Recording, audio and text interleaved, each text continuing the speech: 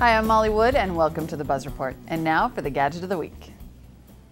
The Gadget of the Week is the new Bluetooth watch from Sony Ericsson and Fossil. It's the MBW100 and it actually lets you control your calls and music, find out about incoming text messages, and even display caller ID on screen.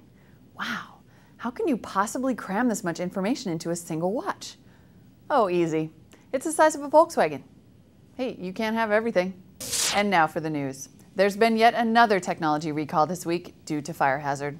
And officials warn that this recall could have a much wider impact than recent recalls of Dell, Toshiba, Fujitsu, Lenovo, and other laptops, as this particular product enjoys much wider adoption than any laptop ever could.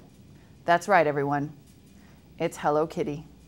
Meanwhile, Fujitsu this week joined Dell, Apple, Lenovo, IBM, and Toshiba in recalling laptops that contained Sony batteries. The news came after Sony initiated a worldwide recall of the lithium-ion batteries that have proved to be such a problem for laptop makers. Wait a second. Lenovo, Toshiba, and Fujitsu recalled their laptops? But wait. Weirdly though, only Dell is actively recalling batteries or even investigating. And in fact, HP went so far as to say, it's a Dell problem. And yet, here we are today. Here's looking at you, HP. This week, antivirus companies McAfee and Symantec ganged up on Microsoft over the Windows Vista operating system. The companies are miffed that Microsoft has locked them out of the Windows Vista kernel. They say that makes the operating system fundamentally insecure, because if there's a serious flaw that affects the kernel, McAfee and Symantec can't create a patch for it. Microsoft, on the other hand, says that opening up the kernel is what's so dangerous in the first place, and they have to close it off so that they can make sure that Vista is secure. Okay, you know what? First of all y'all aren't doing that good a job at stopping Windows viruses. So maybe you could have a little sit down with Dr. Phil, get all your little issues worked out, and start fighting the hackers instead of each other. Do I have to do everything? This week, it was widely reported that the United States is loosening its grip over ICANN, which is the body that controls internet domain names. European nations and others welcomed the move, which they see as a step toward the US no longer controlling the internet.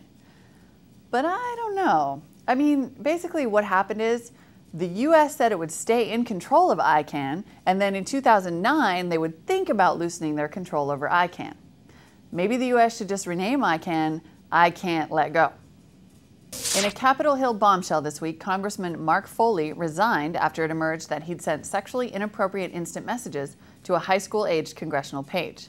Authorities were able to obtain transcripts of the instant messages that the congressman sent to the 16-year-old page. See now, that's why I use Trillian. It has built-in encryption. That way, when I send dirty IMs to 16-year-old boys, no one can read them. Isn't that right, Justin? I'm Molly Wood, and this has been the Buzz Report. Thanks for watching.